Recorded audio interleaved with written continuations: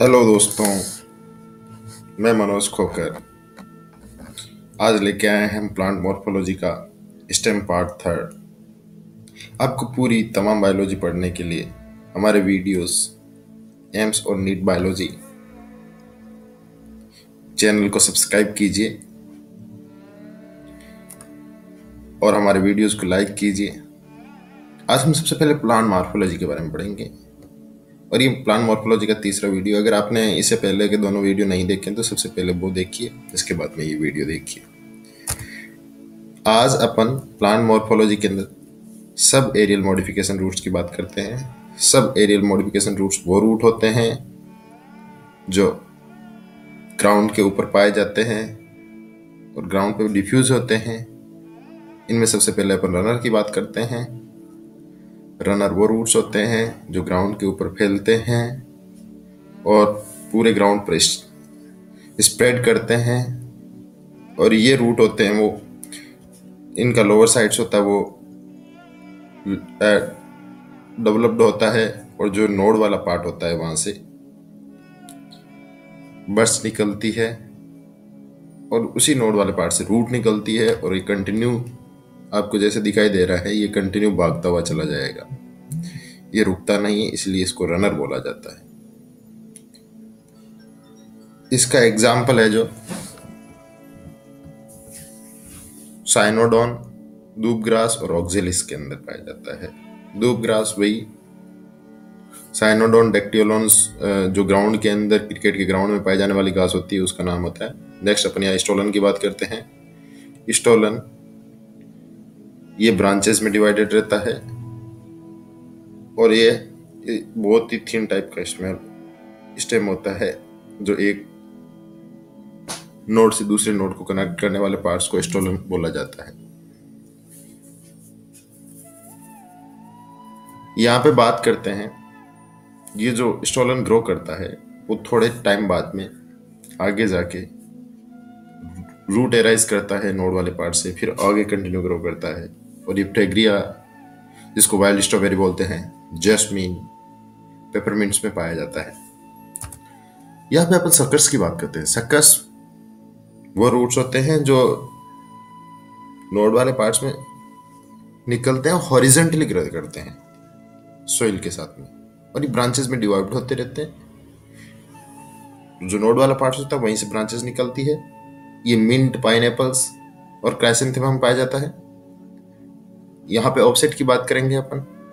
Offset lateral branches के अंदर divided होता है, इसमें लेटरल ब्रांचेस निकलती है।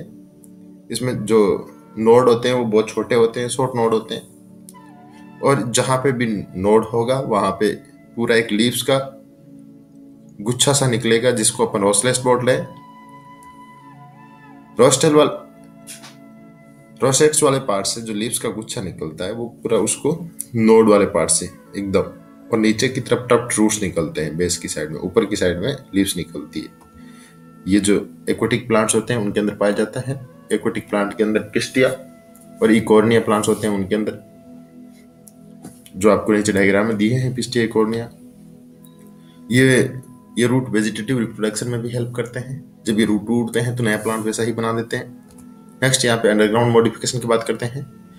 अंडरग्राउंड जो जमीन के अंदर रहने वाला रूट्स होता है, स्टेम होता है, और जो जमीन के अंदर रहने वाला स्टेम है, इसलिए वो अंडरग्राउंड है। जमीन में तो रूट रहता है, लेकिन यहाँ स्टेम की बात हो रही है। ये स्पेसिफिक टाइप का स्टेम होता है। कई बार अपन ये समझ बैठते हैं कि ये रूट स्टेम नहीं है, ये रूट होगा। नहीं, ये स्टेम होता है। यहाँ पे अंडरग्राउंड स्टेम, जो जमीन में रहने वाले कौन कौन से स्टेम है उनकी बात कर रहे हैं। और ये स्टेम वेजिटेटिव प्रोपागेशन में भी बहुत अच्छे से पार्टिसिपेट करते हैं। यहाँ पे सबसे पहले ट्यूबर की बात करते हैं। ट्यूबर वाला, जिसे आपने यहाँ पे पोटैटो दिखाई दे रहा है, इस पोटैटो के अंदर ये वाला जो पार्ट्स है वहाँ पे, जिसको आइज ऑफ पोटैटो बोला जाता है, यहाँ से बर्ड्स निकलती है। और ये बर्ड्स होती है जिनको एक्सिलरी बर्ड्स बोलते हैं। ये बर्ड्स उस पार्ट को अपन काट देंगे तो ये नए प्लांट को ग्रो करने की क्षमता होती है, इसलिए वेजिटेटिव रिप्रोडक्शन में तो हेल्प करते ही हैं ये प्लांट्स। इसके अलावा ये प्लांट्स जमीन के अंदर अंडरग्राउंड प्रेजेंट होते हैं। पोटैटो है, हेलियंथस ट्यूबेरस है। ये राइजोम, जब भी अपन राइजोम की बात करते हैं कि फ्लैसी हॉरिजॉन्टल टाइप का स्टेम्स होता है, और ये stem found below in soil, इसमें भी स्मॉल स्मॉल नोड्स पाए जाते हैं। यहाँ पे आप देखोगे ये नोड दिखाई दे रहे होंगे, ये वाले नोड, ये एक नोड, ये दूसरा नोड, इन नोड के बीच जो स्पेस होता है उसको इंटरनोड बोलते हैं। और इनके ऊपर ये हल्की हल्की सी जो लीव्स पाई जाती है, ये वाली लीव्स, इसको स्केली लीव्स बोलते हैं, स्केली लीव्स। ये जो यहाँ पे डायग्राम दिया है वो टर्मेरिक का डायग्राम है। इस टाइप का रूट जिंजर, टर्मेरिक, कैना, वाटर लिली, बनाना में पाया जाता है। तीसरा यहाँ पे बात करते हैं हम कॉम की।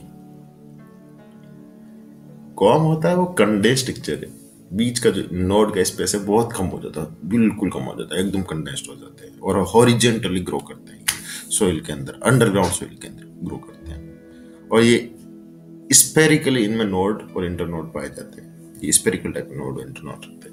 आपको यहाँ पे कुछ डायग्राम दे रहे हैं, जैसे ये कोलोकेशिया का डायग्राम है। कोलोकेशिया में देखिए नोड, ये दूसरा नोड, इनके बीच का जो स्पेस है इंटरनोड। ये जो लीव्स निकलती है इसके लिए लीव्स होती है। ये जो पार्ट है उसको, इसी को पूरे को कॉम बोला जाएगा। ये डॉटर कॉम्स है। ये तो अंडरग्राउंड स्टेम होता है जो कोलोकेशिया में निकलता है। ये जमीकंद का डायग्राम है जो अपन सेकंड नंबर का देख रहे हैं, जमीकंद जो अंडरग्राउंड स्टेम होता है। ये वेजिटेबल वगैरह में यूज किया जाता है। ये सेफ्रॉन का डायग्राम है जिसको केसर बोला जाता है, कश्मीर में पाया जाता है। इसका जो लिलियेसी फैमिली का प्लांट्स है, सेफ्रॉन वाले के अंदर आप देखोगे तो ये पूरा का पूरा ब्लब लाइक स्ट्रक्चर निकलती है।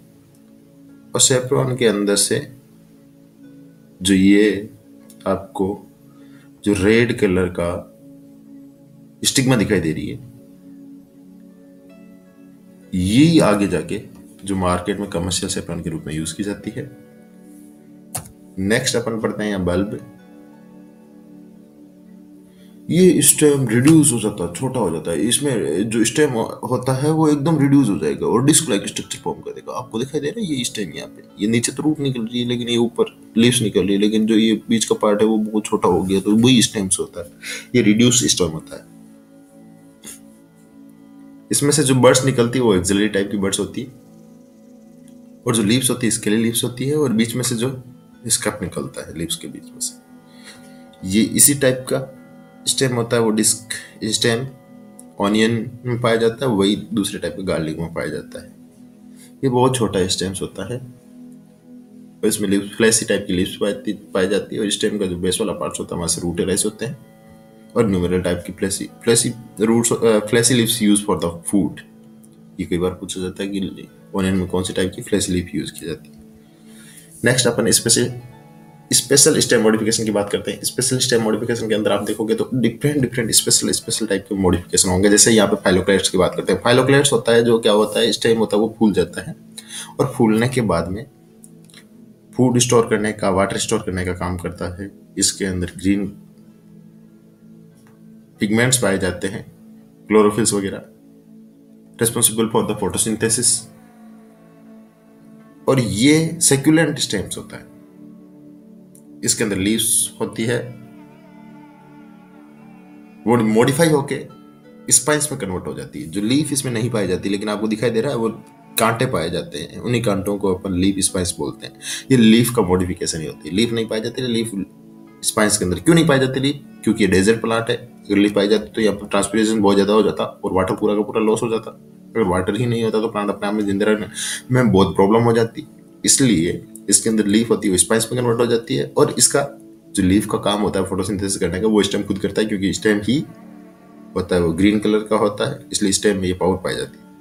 तीसरे टाइप की इसके एग्जाम्पल है जो ओपोन्सिया है, कैसुरीना है, यूफोर्बिया है, कैक्टस है। ये सारे डेजर्ट प्लांट होते हैं। नेक्स्ट अपन बात करते हैं थॉर्न। थॉर्न के अंदर ये मॉडिफिकेशन हो जाता है एक्सिलरी बर्ड्स के अंदर। जो स्टेम्स होता है वो एक्सिलरी बर्ड्स के अंदर मॉडिफाइड हो जाता है, बर्ड बना रहे तो। और यहाँ पे जो बर्ड आप देख रहे हैं वो एकदम ब्रांचेस लाइक दिखाई देगा आगे जाके।